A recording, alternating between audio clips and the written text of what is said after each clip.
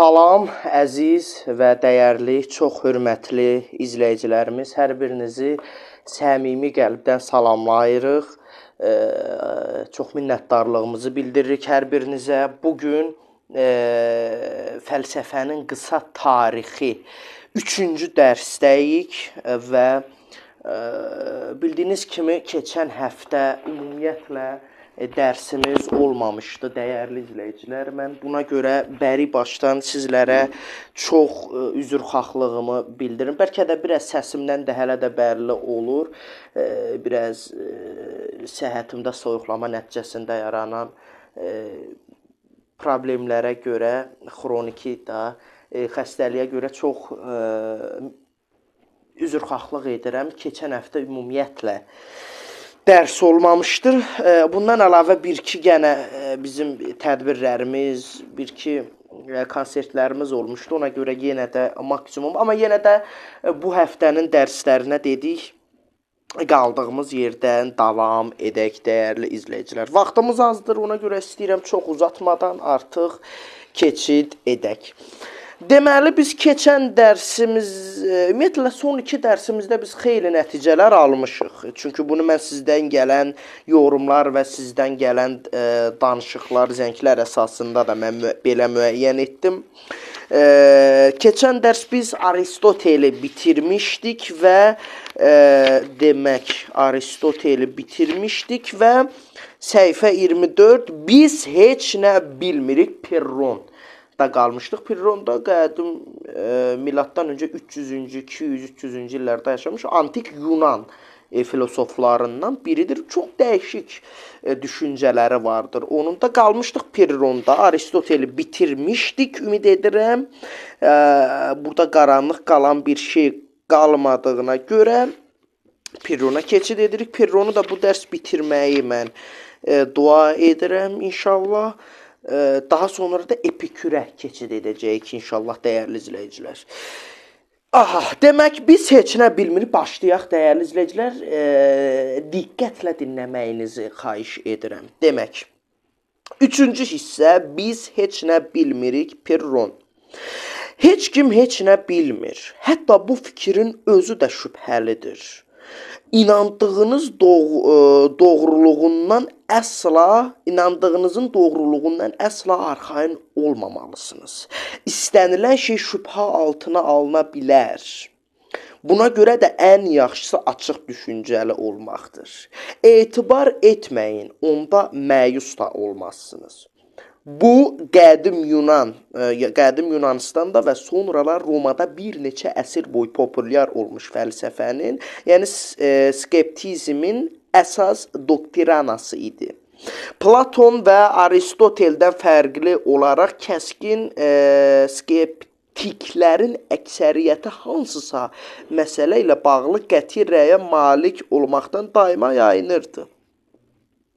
Yəni, əsasən qəti rəy, elə bil ki, hər sözə birbaşa rəy verməkdən və birbaşa inanmaqdan çəkinir də, belə deyək. Yəni, demək istəyir ki, inandığınız hər doğruya da, inandığınız hər doğru şeyi belə sorğulayın.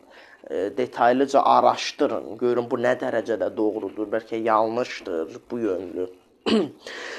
Deməli, qədim Yunanistanlı Pirron 300 miladdan əvvəl 365-270-ci illər arasında yaşayıb, bütün zamanların çox güman ki, ən qətiyyətli və ən nüfuzlu skeptiki olubdur. O, öz həyatını bilərəkdən ziddiyyətlərin içində yaşayıbdır. Siz hər şeyi bildiyinizə inana bilərsiniz. Misal üçün, hazırda bu kitabı oxuduğunuzdan əminsiniz. Skeptiklər isə bunu da şübhə altına ala bilərlər. Bir düşünün, niyə əminsiniz ki, bu kitabı oxuduğunuzu? Sadəcə xəyal etmirsiniz və onu həqiqətən də oxuyursunuz. Haqlı olduğunuzdan nə dərəcədə əminsiniz? Yəni, çox dəhşət dərəcədə sorğulamaq. Haqlı olduğunuzdan nə dərəcədə əminsiniz? Siz bu qənaəti bir həqiqət kimi qavradığınız üçün ondan əminsiniz. Lakin ola bilər ki, bu bir qara basma və ya yuxu da olsun. Bilmirəm, bəzi sosial şəbəkələr də dəyərli izləyicilər qarşımıza çıxır həmişə. Bir-iki dəfə mənim qabağıma çıxıb sözün düzü ki, misal üçün, bəlkə də bunların hamısı bir yuxudur. Bir anlıq gözümüzü açırıq və 2015-də, 2014-də və yaxud da 2016-da olduğumuzu xəyal edirik. Belə bir düşüncə, bu da onu dəstəkləyir o yönünü. Yəni, bəlkə də bu dəqiqə, bəlkə də biz yuxudayıq, bəlkə də heç bu dərs işlənmir, bəlkə də bu kamera, dostlar, heç bir şey yoxdur ortada. Yəni, o söz var, yəni nə deməsi, hər şeyə körü-körünə inanmayın deyir. Bir sorğulayın da, bir düşüncə keçən dəfə demişdi, düşüncə təfəkküründə olmayın, yaradıcı düşüncə təfəkküründə olun, sorğulayın demək istəyir. Bu təxminən 1900 il sonra René Descartes-in inkişaf etdirəcəyi ideyadır. René Descartes, ona da gəlib çatacaq, amma René Descartes biraz qabaqlardadır. Mən bilən xeyli o qabaqdadır René Descartes-a çox var. Bizim neçənci dərsimizdir René Descartes? 11, hələ 3-cüdə, 8 dərs var hələ, 11-cidədir René Descartes.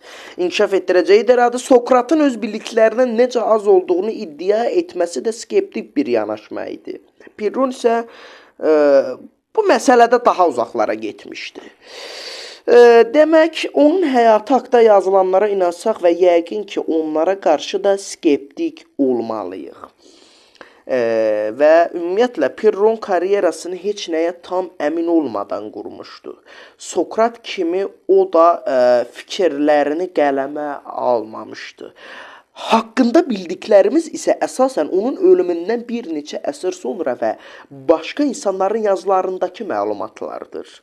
Onlardan biri Diogen Laerti idi. O Diogen eşitmişdiniz da, o da belə zəiflik məktəbi, lap əvvələ qayıtdım. Bir il bundan əvvəl bizim ustad yolu verilişimiz var idi, orada danışmışdıq. Əgər ki, vaxtınız olsa, ona da müraciət edə bilərsiniz. Bu haqda ümumi danışmışdıq, orada indi yadıma gəldi zəiflik məktəbi haqqında. Bu da onun ən tanınmış nümayəndələrindən biridir, Diogen. O bizə Pirronun məşhur biri olduğunu, yaşadığı Elis şəhərində ali kahin seçildiyi üçün hər cür vergidən azad olunduğunu bildirir. Bunun həqiqətə uyğunluğunu yoxlamaq imkanımız yoxdur. Həm də bir o qədər də inandırıcı görünmür. Bircə onu deyə bilərik ki, Pirron öz skeptikliyi ilə kifayət qədər qeyri-adi həyat sürmüşdür. Müdafiəsinə qalxan dostları olmasaydı, həyatı o qədər də uzun sürməzdi. İstənilən hədsiz skeptik insan uzun müddət yaşaya bilsin deyə ya qeyri-skeptik dostlara, ya da parlaq bir bəxtə sahib olmalıdır. Onun həyata yanaşması da məhz belə olmuşdur. Biz hisslərimizə tam inana bilmirik. Bəzən onlar bizi aldadırlar. Misal üçün, qaranlıqda nə gördüyümüzlə bağlı biz asanlıqla yanıla bilərik. Asanlıqla deyir, yanıla bilərik. Tülkü kimi görünən heyvan adi pişik də ola bilər. Və ya kiminsə sizi çağırdığını düşünə bilərsiniz. Halbuki eşitdiyiniz səs sadəcə küləyin tərpətdiyi budağın səsidir. Ümumiyyətlə, dəyərli izləyicilər, bu bizə bunu öyrədir ki, səhifə 26-da qalmışdıq hisslərimiz. Ümumiyyətlə, dəyərli izləyicilər, bu bizə bunu öyrədir ki, ümumiyyətlə, bizə bunu başa salmağa çalışır ki, hətta belə bir düşüncə də var, belə bir söz də var. İnsanın ən tez və ən rahat şəkildə aldada biləcəyi şəxs də elə insanın özüdür. Nə mənada? Bir eksperiment var, onu bizim yaxın dostlarımızdan biri mənə danışmışdı. Ondan bir mühazirədə idik, bir söhbətimiz var idi. O danışdı, həqiqətən mənə maraqlı gəldi. O da çox savadlı, intellektual bir elm adamıdır, belə deyə. Türklər demişə, bilim insanıdır. O mənə danışdı, deyir ki, 2 dənə adam var idi məhkum. Onları yoxlamaq üçün bir dənə sadəcə bir belə içində su olan, yəni elə bir heç bir zərəri olmayan bir dənə dərman balaca verirlər. O dərmanı birinə verirlər, adını qoyurlar ki, bu zəhərdir. Yalandan. Bu zəhərdir. Sən bunu içdikdən sonra öləcəksən. Öləcəksən. O birisinə də verirlər, deyirlər ki, halbuki hadisədə heç nə yoxdur. Bu sənin immunitetini qaldıracaq. Nə bilim, təxmini yadımda qalan qədər danışıram.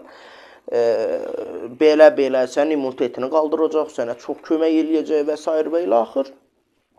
Amma halbuki aldadırlar onları. Onları aldayı heç bir şey normal elə belə içində su olan bir dərmandır. Yəni heç bir elə bir su içir də heç bir problem yoxdur. Biri içir, istəksiz şəkildə özünü yaxşı hiss eləməyə başlayır ki, psixologiyadıları bilinç altına bunu yerləşdirib axı. O birisi də özünü o qədər pis hiss eləməyə başlayır, o qədər belə baskı deyirlər, basınc, o qədər stres olur ki, artıq bir müddət keçəndən sonra baxır, həmən o şəxsi, o zəhər deyə tanıtdırdıqları şəxsi öz hücrəsində ölü olaraq tapırlar. Görürlər ki, bu vəfat eləyib. O birisi də özünü həddən ata, bu da nə gözəl dərmanı idi, bunu gənə verin, mənə çox özümü xoşbəxt hiss elədim. Çünki nəyə görə əslində normalsıdır, o psixologiya ilə onu içir. Yəni, özünü inandıraraq içir ki, yəni bu məni yaxşı eləyəcək. Və ümumiyyətlə belə bir eksperiment də var, bu təsdiqlənmiş bir şeydir. İndi demirəm %100 olur, amma bir normal bir xəstəlik zamanı, ağır xəstəliklər demirəm də, insanın özünü yaxşı olacağına inandırdığı zaman, bu zaman insan daha tez sağalmağa başlayır. Özünü daha gümrah hiss etməyə başlayır. Mən yaxşı olacağam, mən yaxşı olacağam, mən yaxşı olacağam. Bu yönlü. İndi o birisi də nəyə görə? O birisi də zəhər, halbuki zəhər deyildi o işləyir. O qədər o fikirlə stresə girib, o qədər stresə girib, artıq nəbiz yüksəlməyə başlayır. Nəticədə ürək içəridə partlayır ki, ən həssas orqandır da ürək. Bunu özünüz də yaxşı bilirsiniz. Ki, ay, indi öləcəm, bu dəqiqə öləcəm, indi o stres hormonu qalxır, stres, o nəbiz yüksəlir, 150 vurur dəqiqədə. Görürlər ki, artıq adam, halbuki özü özünə elədi onu, onun içində heç nə yox idi, su idi. Özünü ona inandırdı, dəyərli. İnşallah başa sala bilirəm. Sizi biraz da, hələ də biraz xəstəlik qalıb, dəyərli izləyicilər. Ona görə biraz baş ağrısı olur, səsdə bəlkə də bəlli olur. Ona görə maksimum şəkildə sizlərə başa salmağa çalışacağım. Gördünüz? Yəni, axırda da nə nəticə çıxır? Yəni, insanın ən rahat şəkildə aldada biləcəyi şəxs elə məhz özüdür yenə. Və bəlkə də mən belə bir yazı daha hazırladım. Bəlkə də biraz mövzumuzdan qıraq olmayacaq. Təbii ki, hədəfimiz eynidir. Gənə deyirəm, hər veriş deyirəm. Hocamızın sözünə gəlirik, Mehmet Qazi Həzrətlərinin sözünə. Yollar fərqli olsa da mənzilimiz eynidir. Dəyərli izləyicilər, bir balaca qıraq da olsa mən bunu demək istəyirəm. Ümumiyyətlə, dəyərli izləyicilər, insan ucalmaq istəyirsə, ruhən qalxmaq istəyirsə, ilk öncə ruha yad olan şeylərdən qopmalıdır, azad olmalıdır. Yəni, o ruh var, göyün neçə qatlarından gəlib müvəqqəti şəkildə bura. Yəni, nə deməkdir bu? Yəni, bura aid deyil bu. Necə ki, qonaq gəlir, qonaq hiss edir ki, bura aid deyil, axşam olacaq, çıxıb gedəcək yerinə, onun kimi. İnsan ucalmaq istəyirsə, ruhən qalxmaq istəyirsə, ilk öncə ruha yad olan şeylərdən qopmalıdır. Bunun yolu da, bunun yolları da namaz, Quran və qəlbən duadır. Yəni, bütün bunlar sanki insana özünü xatırladır. Ki, bax, sən kimsən? Nələrə qadirsən? O dillərə bir sirkələni, insanı bir sirkəliyir, insana bir özünü xatırladır bu. Yəni, bir nəvi insan ucalmaq istəyirsə, o məsuliyyəti özündə dərk etməli. Yəni, bizim üzərimizdə əslində bəlkə də özümüzün belə xəbərimiz olmasa belə bizim üzərimizdə böyük bir əslində məsuliyyət var. O məsuliyyəti özümüzdə hiss etdiyimiz zaman və o ruha yad olan şeylərdən ayrıldığımız zaman, azad olduğumuz zaman, qopduğumuz zaman artıq biz doğrudan da bir şeylərin yaxşı mənada dəyişdiyini hiss eləyəcəyik. Yəni insan özündə o məsuliyyəti dərk edərək pis xüsusiyyətlərdən maksimum şəkildə azad olmalıdır. İndi bu da insan özünü çətinə salmamaq şərti ilə nə mənada? Məsəl üçün onu həmişə bizim böyüklərimiz, əxlaq ustadları, böyük alimlərin də belə bir fikirləri var. Deyirlər ki, misal üçün səndə 50 pis xüsusiyyət var, qurtula bilir. Sadəcə ikisindən, üçündən qurtula bilirsən. Problem yoxdur. Onun özü də bir qənimətdir, deyir. Yəni, nəfs, özünü aldadıb nəfsinə uyub demə ki, mən dəli də bunları düzəldəmirəm, üçündən yenə olasıdır ki, boş ver, əşdə, mən düzələsi deyil, mənə heç nə də danışma. Yox, o 3 dənəsi də elə ola bilər ki, o 3 dənə qurtulduğun xüsusiyyət, o 47 dənə xüsusiyyəti üstəliyə bilər.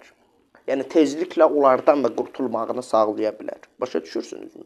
Ona görə maksimum şəkildə pis xüsusiyyətlərdən biz azad olmalıyıq. Baxın, biri var yalan danışan adam, biri də var ki, yalancı adam. Yalan danışan adam normal olaraq da yalan danışır, yeri gəlir yalan. Amma biri də var ki, yalancı adam, bu artıq bunun vücudu xüsusiyyətinə çevrilib yalan danışmaq. Yəni, xeyri olsa da, olmasa da, özündən asılı olmayaraq şəkildə yalan danışır, ürəyi partlayar danışmasa. Amma bu yalan danışan adam, bəzən ola bilir də ki, bir situasiyadan qurtulmaq üçün məcburi şəkildə onun elə xüsusi böyük bir günahı yoxdur. Bu öz yerində. Amma biri də var ki, yalancı adam bu artıq tamamilə bunun ona faydası olsa da, olmasa da artıq bunun xüsusiyyətinə çevrilib bu. Yəni, bu ikisi arasında çox fərqlər var. Bu ikisi arasında həqiqətən çox böyük fərqlər var. Ona görə də nəyə görə pis xüsusiyyətlərdən azad olmalıyıq? Çünki bu pis xüsusiyyətlər bir müddətdən sonra bizim vücudumuza çevrilə bilər, bizim xüsusiyyətimizə çevrilə bilər. İraq olsun bizim ruhumuza, deyilir, ruhumuza işləyə bilər. Artıq çox çətin məsələ olar qurtulmaq. Ona görə pis xüsusiyyətlərdən biz nə olmalıyıq? Azad olmalıyıq. Və bundan əlavə olaraq isə və ən əsası insan ucalmaq istəyirsə, hədəfinə çatmaq istəyirsə, ən başda nəfsinə yox deməyi bacarmalıdır, dəyərli izləyicilər. Yəni, ucalmaq istəyirsənsə, hərəkət eləməlisən, hərəkətə başlamalısan. Yəni, zahirdən batinə doğru hərəkət etməlisən ilk başa. Zahir bədən, belə deyək, batin də daxili aləm, ruh kimi başa düşək. Yəni, zahirdə bunu biz əvvəlki görürsünüz, ona gəlir. Əvvəlki verilişlərimizdə, dərslərimizdə nə tər demişik? İlk öncə insan bir özünə güzgü qarşısında oturub, nə tər olur olsun, bir tək qalıb öz daxili aləminə müraciət etməlidir. Yəni, zahirdən batinə doğru hərəkətə keçməlidir. Amma bunun birdən-birə də təbii ki, ağırlıq vermək olmaz. İnsan ilk öncə, bax burada da yazdım kimi əvvəlcə dedim, insan ilk öncə öz daxili aləminə müraciət edərək nəyə qadir olduğunu müəyyən etməlidir və bunu müəyyən etdikdən sonra bu çərçivədə ali hədəfi təyin etməlidir və əvvəlki verişimdə indi çox təkrar eləməyim, sonra deməsinə, hələ bu da yeni şeylər danışır. Bu ali hədəflərin yanında orta hədəfləri də tətbiq edərək maksimum şəkildə artıq addımlamalıdır yoluna. Çünki əməllər də dedik və bundan sonra ali hədəfə niyyət etməlidir. Quran ayəsi də var. Çünki əməllər niyyətlərə bağlıdır. Əməllər nəyə görə? Niyə əməl niyə niyyət əməldən üstündür? Çünki insanı da məhz hərəkətə gətirən ilk öncə niyyətdir. O hərəkət əməl deməkdir da. Əgər ki, niyyət olmasa, məsələn, bir işə niyyət etmədən sən hərəkətə gələ bilmərsən. Yəni insanı hərəkətə gətirən də məhz niyyətdir. Niyyət, yəni istək. İstək olmasa, belə deyək ki, davamlı şəkildə əməl də olmaz. Ola bilər insan məcburi şəkildə bir işi görməyə çalışır, amma onu ürəklə eləməyəcək. Təbii ola bilər, indi hamı deyə bilər ki, mən 50 ildir misal üçün istəmədiyim işdə işləyirəm. Amma nə olsun gedirəm. Yəni bu qəlbdə söhbət gedir dəyərli. Sən istəmədən o ali hədəfə də çata bilmərsən, axı belə bir söhbət də var. Niyyət yəni istək. İstək olmasa əməl olmaz dəyərli izləyicilər. Son olaraq bu da nə deməkdir? Niyyət. Niyyət batindir, əməl də zahirdir, zahir. Hər şey ilk öncə batində gedir, daha sonra zahirə yansıyır bu. Yəni hər şey ilk öncə o batində başlayır, batində gedir, daha sonra zahirə yansılıyır. Yəni bunu biz necə başa sala bilərik? Elə bil ki, bunun biri ruhdur, biri bədəndir. Ruh da bədəndən üstündür. Niyə? Çünki bədən müvəqqətidir, ruh isə əbədidir. Ümid edirəm dəyərli izləyicilər, çox vaxt getdi. Ümid edirəm bura qədər sizlərə hər şey aydın oldu dəyərli izləyicilər. Yəni ruha yad olan şeylərdən qopmalıyıq, sirkələnib bir özümüzə gələrək hərəkətə keçməliyik və dediyimiz kimi insan nəyə qadir olduğunu anlamalıdır və nəfsinə yox deməyi bacarmalıdır. Bunu mən istədim. Hər dərs belə dəyərli izləyicilər qısa-qısa sizlərə məlumat verməyə çalışacağım. Bir 5 dəqiqə, 6 dəqiqəmizi alır, amma mən elə başa düşürəm, bizlərə həqiqətən də çox xeyri vardır. Deməli, biz harada qalmışdıq? Vaxt da gedir, dostlar. Oradan işarə verir ki, keç ona. Deməli, burada qalmışdıq. Səhifə 26, hisslərimiz yerində.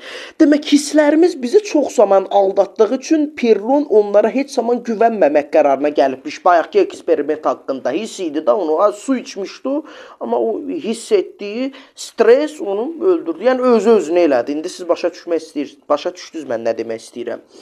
Heç zaman güvənməmək qərarına gəlibmiş.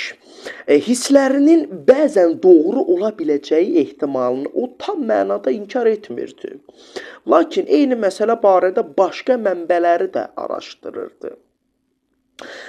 Çox adam sıldırım qayanın kənarı ilə addımlamağa açıq-aşkar axmaqlıq hesab etdiyi halda Pirron buna davam edərdi. Hissləri onu aldada bilərdi. Buna görə də onlara da güvənmirdi. Hətta ayaq barmaqları qayanın kənarında olsaydı və ya qarşıya əyildiyini hiss etsəydi belə, bütün bunlar onu bir an sonra yıxılacağına inandıra bilməzdi. Bu lap indi dərinlikdir dayım bu. Hətta qayadan yıxılmağın da dəhşətli bir şey olacağına onun inanmağı gəlmirdi. Bundan necə tam əmin ola bilərdi ki, yəni bu yaşamadan inanmaq da, yəni nə deməkdir bu? Bu onu dəstəkləyir ki, elə bil ki, məsəl üçün bunun dəhşətli olduğunu mən hardan bilim? İnanmır gənə də. Məsələn, buradan düşsəm mənə nə olacaq ki? Bunu mən də çox tövsiyə eləmirəm dəyərli izləyicilər. Nə mənada bu, məsəl üçün adam çıxır, Allah iraq olsun binanın başına, hamı deyir ki, pis olacaq, öləcəksən, nə bilim, pis olacaq da. Bu da hardan bilirsən, inanmır. O anı yaşamadan inanmır. Bu da tam olaraq, şəxsən öz adıma deyirəm, mən dəstəkləmirəm bunu. Çünki bəzən nəyə görə deyirlər,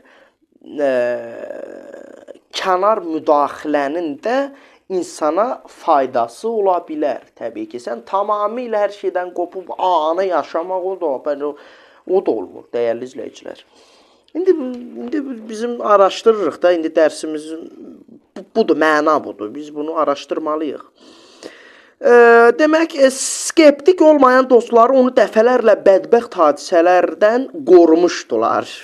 Əks halda o həyatın hər dəqiqəsində ölüm təhlükəsi ilə üz-üzə idi. Bax, dediyim kimi, Burada əvvəlcədən oxumuşam deyə elə bil dostları qoruyurdu onu. Ki bundan olsa bu deyir ki, hardan bilirsən, bəlkə heç ölməyəcəm. Mən o anı yaşayıyorum. Ay qardaş, sən nə danışırsan? Hə, davam edək. Küçə itlərinin sənə hücum edəcəklərindən tam əmin olmadan onlardan niyə qorxasan ki? Sadəcə hürmələri, dişlərinin qıcamaları və sənə doğru cummaları onların mütləq şəkildə səni dişləyəcəkləri demək deyildir. Və hətta səni dişləsələr belə bundan canın ağrıyacağı dəqiq deyil. Uyda. Davam edək, dəyərli üzr istəyirəm, dəyərli izləyicilər. Elə isə yolu keçərkən niyə ehtiyat edəsən ki? Arabalar səni zədələməyə də bilər. Ən düz cavabı kim bilir? Həm də diri və ya ölü olmağın bir fərqi var ki, Pirron hər necəsə bu mütləq etinadsızlıq fəlsəfəsinin tam şəkildə yaşamağa və insan davranışının bütün təbii emosiyalarının dərkinə nail olmuşdu. İstənilən halda bu bir əfsanədir. Bu rəvayətlərin əksəriyyəti onun fəlsəfəsini əyləncəli etmək üçün uydurulubdur. Lakin onların yəqin ki, heç də hamısı uydurma deyildir. Misal üçün, o ən güclü qasırğalarda belə gəmidə sakit və təmkinli dayanması ilə ad çıxarmışdı. Külək yelkənləri yırtır, dalğalar gəminin üzərindən aşırdı. Gəmidəki hər kəs dəhşət içində ora-bura vurnuxurdu. Lakin bu durum Pirronu qətiyyən narahat etmirdi.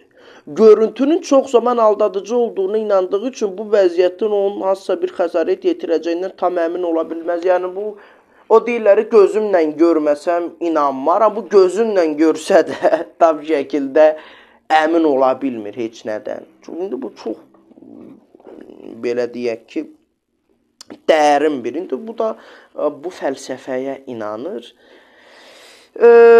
Ondan sonra ən təcrübəli dənizçilər belə panikaya qapıldıqları zaman o sakitliyini qoruyurdu. O hətta belə şəraitdə tam laqeyd qalmağın mümkünlüyünü də nümayiş etdirmişdi. Bax, bu rəvayətdə müəyyən dərəcədə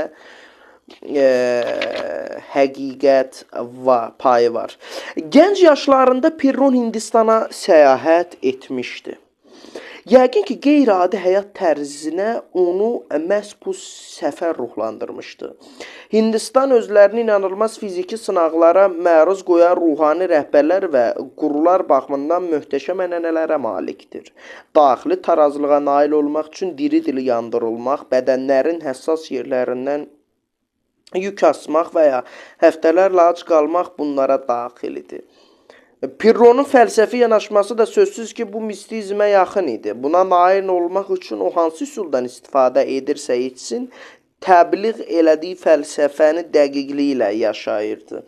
Onun dərin zehni, dəyərli izləyicilər, belə oxumağa davam edirəm. Niyə? Çünki əsas belə deyək ki, izahları bayaq verdik. İndi belə lap dərin yerlərində yenə biz izah verəcəyik, amma siz diqqətlə dinləməyinizi xahiş edirəm. Lazım olduqca da bir dəqiqədən bir dayandırın, bir dəqiqə düşünün nə demək istəmişdir. Bir də yanınıza bir vərəq almağınızı xahiş edirəm, bir dəftər, ora qeyd eləyin əsas yerləri. Mən özümə görə demirəm, valla biz də öyrənirik təbii ki. Sizin bir qardaşınız olaraq qeyd eləyin, daha sonradan onu oxuyun, başlayın, mənim özüm də sizin kimi. Bax, sizin kimi. Onu həyatımıza tətbiq etməyə, heç olmasa cəhd eləyək, ən aşağı dərəcədə belə olsa. Demək ki, zehni tərəddürmüşdü. Hər hansı məsələ ilə bağlı ciddi müzakirələr aparmamasının səbəbi isə hər şeyin ilk növbədə nəzər nöqtəsindən qaynaqlandığına inanması idi. Bir həqiqəti aşkar etmək şansı yoxdursa, buna görə narahat olmağa da dəyməz. Beləliklə, özümüzü bütün qəti inamlardan uzaq tuta bilərik. Çünki qəti inamların mütləq bir yanılma payı olur. Yəni, bundan əlavə olaraq, yəni bu dediklərindən əlavə olaraq indi mən bunu deyəcəm, bu cümlələrdən əlavə. Belə deyək ki, bəzən elə bir suallar da olur ki, onların mütləq cavabı olmur. Nə mənada? Cavabı olsa belə biz bu cavabı bu yaşadığımız dünyada ala bilməyəcəyik. Bəlkə elə olacaq, o cavabı biz axirətdə ala biləcəyik. Yəni buna görə də sırf dilxor olub depressiyaya da düşmək bir şey deyil. Demək ki, nəsib deyil da. Yəni o bağlı olan qapıların bizlərə açılması da bəlkə də müəyyən bir vaxt tələb eləyir, müəyyən bir çalışma tələb eləyir. Yəni ona görə o cavabı tapılmayan sualların da üzərində uzun müddət qalmağın da bir elə o qədər xeyri yoxdur. Keç o birisinə, lazım olana. Yəni nə deməkdir bu? İmtahanlarda da olur həmişə, bax misal olaraq. Yəni, bir sualda ilişib qalma. Keç o birisilərə bildiklərini yaz. Ən axırda yenə qaydarsan. Yaza bilsən, yazarsan, yazanmasan da heç bir şey. Demək, Pirron ilə həyatda rastlaşmış olsaydınız, yəqin ki, onun sərsəm biri olduğunu düşünərdiniz. Və güman ki, müəyyən mənada o həqiqətən də sərsəm idi. Lakin onun düşüncəsi və davranışı məntiqli idi. O sizin müəyyən inamlarınızın yanlış olduğunu düşünə bilərdi və belə olan halda qarşınızı kəsib zehni tarazılığınızı pozardı. Çünki siz həddindən çox şeyi mütləq şəkli ilə qəbul edirsiniz. Bu isə qumdan ev tikməyə bənzir. Düşüncələrimizin bünövrəsi düşündüyünüz və arzuladığınız qədər möhkəm deyil və çətin ki, sizi xoşbəxt edə bilər. Demək, Pirron öz fəlsəfəsini xoşbəxtliyə can atan istənilən adamın cavablandırmalı olduğu 3 sual şəkildə təqdim edirdi. Birinci sual, əslində həqiqət necədir? Biz ona hansı münasibəti formalaşdırmalıyıq? Bu münasibəti yaradan insanın başına nələr gələ bilər? Yəni, həqiqət nədir? Çox dərin suallardır. Belə deyək ki, ümumiyyətlə biz həqiqəti tam şəkildə, belə deyək ki, bu dünyada bəlkə də fərqli fikirləri ola bilən, fərqli fikirləri olan şəxslər də ola bilər, amma mənim fikrim də məhz ondan ibarətdir ki, biz həqiqəti tam şəkildə bu dünya, bu insan beyni ilə qavraya bilmərik. Bunu düşünürəm. Ruhən, təbii ki, bir müddətdən sonra artıq tamamilə vücudumuzu biz Allaha təslim etdiyimiz zaman, bu da nə mənada ölməkdən söhbət getmir. Yəni, tam şəkildə nəfsimizi tərbiyə, islah etdikdən sonra, yəni tam ideal, kamil şəxsiyyət olduqdan sonra bir nəbzə biz anlaya bilərik.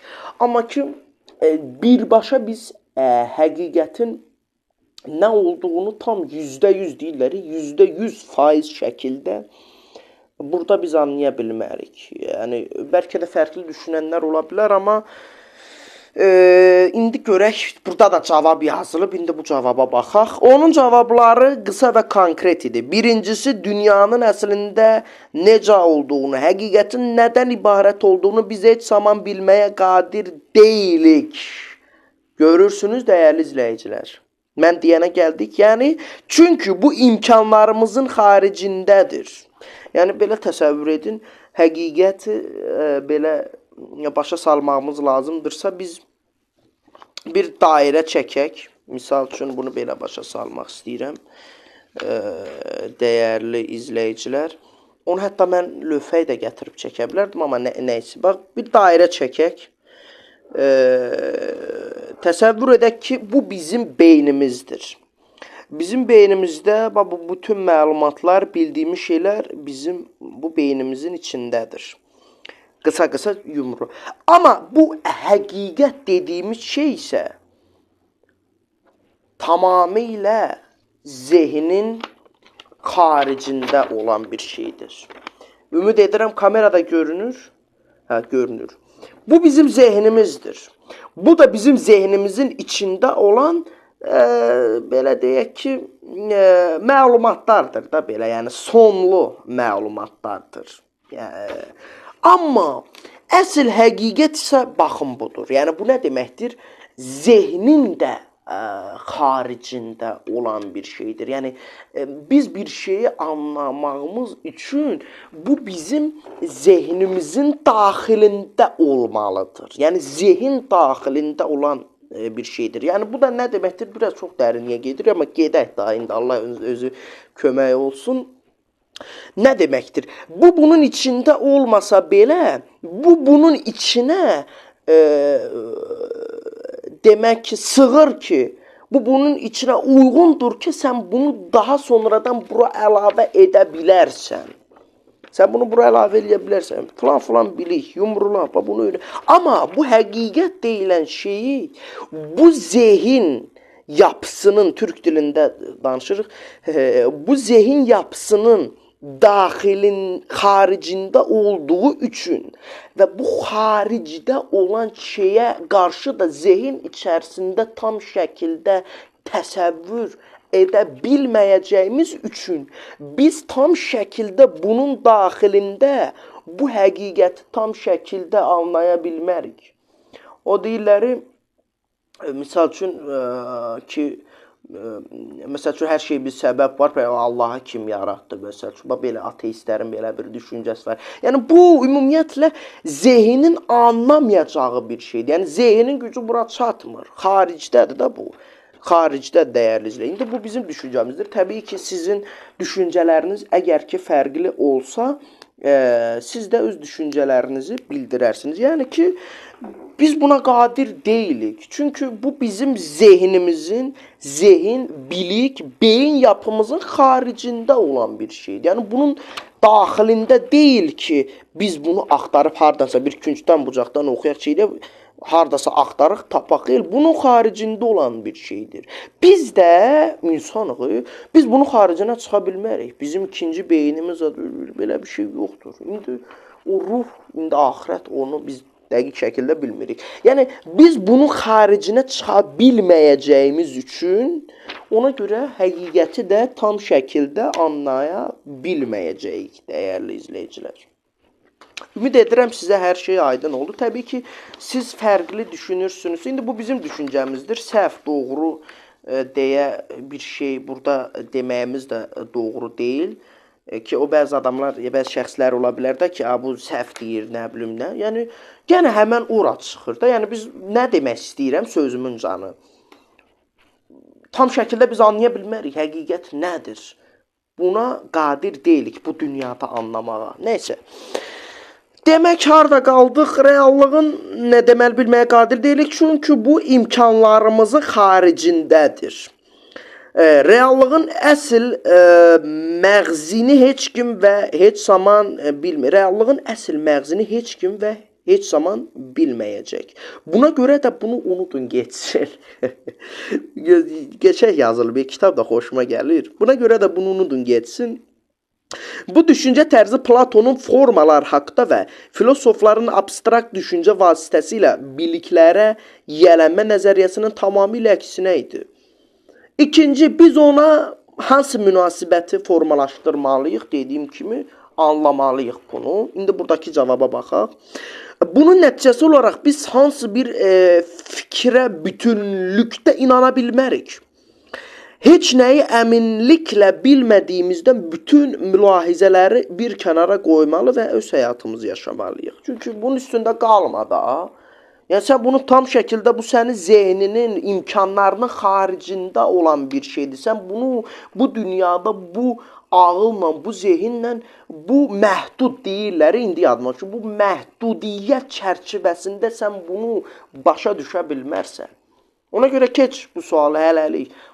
Qəbul elə, səhv başa düşməyin, qəbul elə, bir həqiqət var, amma biz o həqiqəti tam şəkildə %100% başa düşəcək imkanlara sahib deyilik. Çünki bizim zehnimiz, bizim beynimiz məhduddur. Yəni bu məhdudiyyət çərçivəsində bu sonsuz olan həqiqəti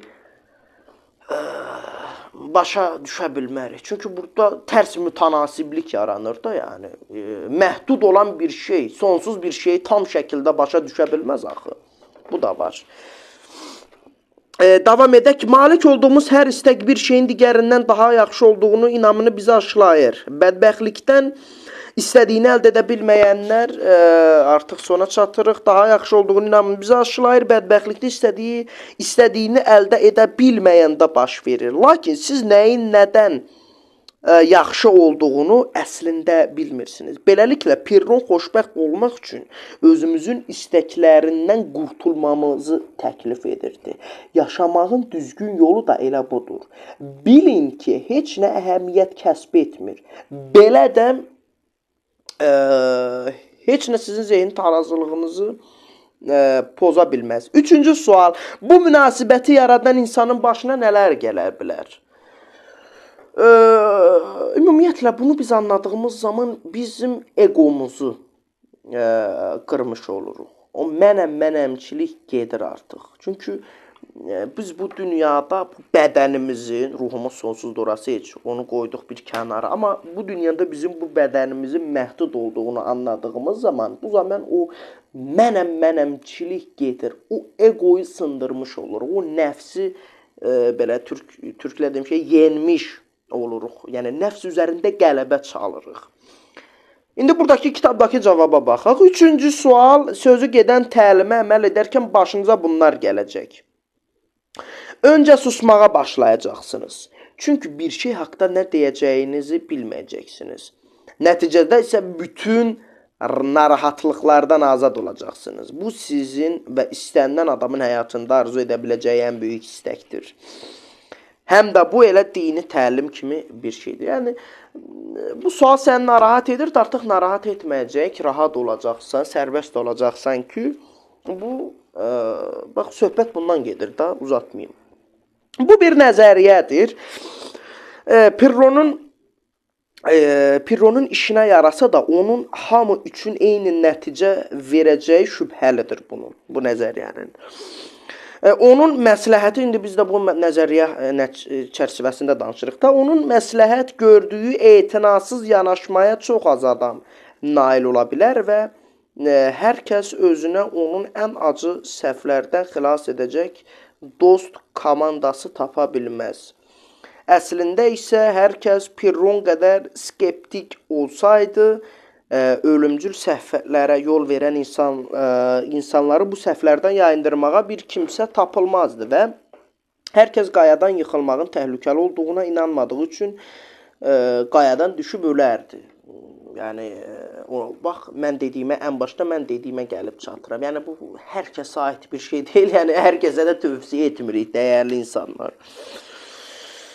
Burada gəldik, ölərdi. Pirronun yanaşmasındakı qüsurlu cəhət onu sən heç nə bilməzsən fikrindən başlayır. Buna görə də təhlükə haqqında bütün hisslərinizə və instinktlərinə etinasız yanaşmalısınız nəticəsinə gəlməsidir. Halbuki, instinktlərimiz bizə xeyli təhlükədən qoruyur. Onların heç də hamısı etibarlı olmur. Lakin bu o demək deyil ki, siz onlara da etinasız yanaşmalısınız.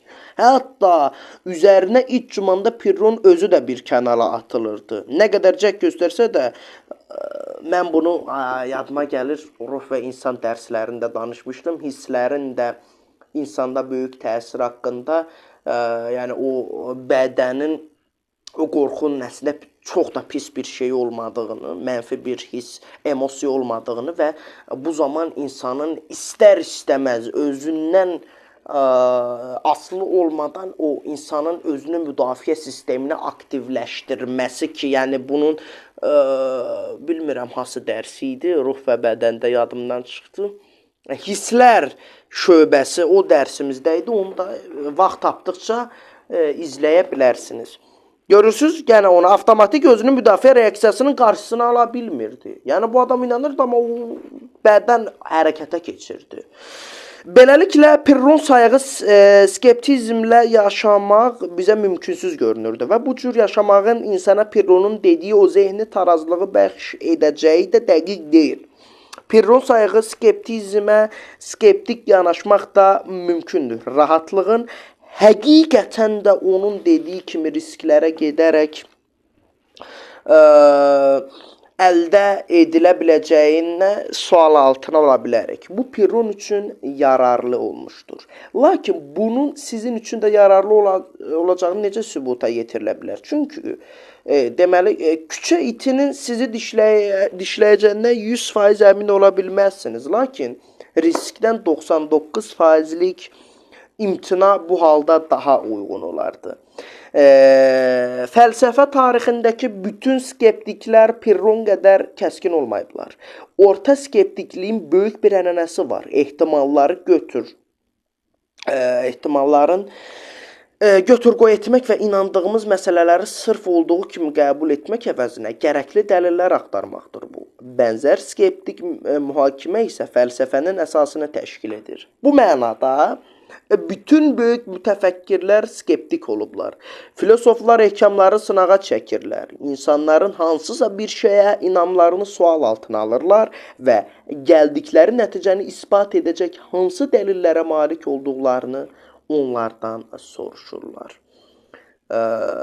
Yəni Sokrat və Aristotel də məhz belə edirdi və indiki filosoflar da eyni şey edirlər. Lakin onlar bunu sadəcə fərqli olmaq üçün etmirlər. Orta fəlsəfə skeptikliyinin əsas məqsədi həqiqətən yaxınlaşmaq və ya ən azından nə qədər az bildiyimizi aşkar etməkdir. Bu cür skeptik olmaq üçün qayadan özünüzü atmanıza ehtiyac yoxdur, amma qəribə suallar verməyə və insanların verdikləri cavablar haqqında tənqidli düşünməyə hazır olmalısınız. Pirron skeptizmi bizi bütün narahatlıqlardan azad etsə də çoxumuz üçün mümkün görünmür. Bir ümumi narahatlıq bizim hamımızın gec-tez öləcəyimizlə bağlı faktdır. Başqa bir Yunan filosofu Epikür isə bununla bağlı nə edə biləcəyimizə dair daha ağıllı bir təklif irəli sürüb. Bu da Epikür də həqiqətən 1, 2, 3, 4. Epikürdə həqiqətən çox dərin bir dərs olacaq. Bağdakı cığır Epikür 4-cü hissəyə, 4-cü dərsimizə gəlib çatırıq artıq. Burada da dərsimiz bitir, dəyərli izləyicilər. Epikür artıq bizim gələcək dərsimizin mövzusudur və bütün bu sualları istəyirəm sizi də o deyirləri biraz suallar altında biraz saxlayayım, özünüz də araşdırın inşallah. Artıq bu yerdə bizə qaranlıq qalan, bunu da deyirəm, bitirirəm dəyərli izləyicilər. Çox danışmıram, dərsin axırında nəticə hissəmizdə biraz danışırdım. Bugün artıq onu danışmayacağım. Yəni bizə demək istədiyi odur ki, hər şeyə körü-körünə inanmayın, yaradıcı düşüncə təfəkküründə olun. Və bir də baxın, bu kağız yadınıza bildiniz nə deyirəm. Buna da əməl edək və məhz insanı da üstün edən budur ki, hər şeyə körü-körünə inanmamaq şərti ilə kimliyindən asılı olmayaraq da, nə mənada indi alim də olsa, nə də olsa biraz niyə sualını verməyi bacarın. Belə deyək ki, körü-körünə inanmayaraq sorğulayın. Yəni bu əsasdır. Və bütün bu sualların, sonda bunu belə bitirirəm. Bütün bu sualların cavabını, buradakı sizə necə suallar yarandısa və bundan əlavə olaraq bizim bəzi, indi biraz nə mənada yarımçıq qalmadı, amma bir-iki suallar vardı o hələ ki. Bütün bu sualların cavabını biz 4-cü dərsimizdə Epikür hissəsində biz bu suallara inşallah maksimum dərəcədə cavab alacağıq, dəyərli izləyicilər. Ona görə bugünlük sizinlə sağollaşıram. Ümid edirəm hər şey yaxşı olmuşdur. Hər şey sizə aydın olmuşdur. Maksimum şəkildə sizlərə əlimdən gələn qədər bir şeylər anlatmağa çalışdım. Çox təşəkkürlərimi bildirirəm, dəyərli izləyicilər. Sizin də fikirləriniz bizlər üçün çox önəmlidir. Və dərsimizi bura qədər izləyən bütün izləyicilərimizə də, dostlarımıza da dərin şəkildə təşəkkürlərimi və minnətdarlığımı bildirirəm, dəyərli izləyicilər. İnşallah gələcək dərsimizdə görüşənə qədər diləyirik. Sağ olun, salamat qalın, özünüzə yaxşı baxın. Təşəkkürlər.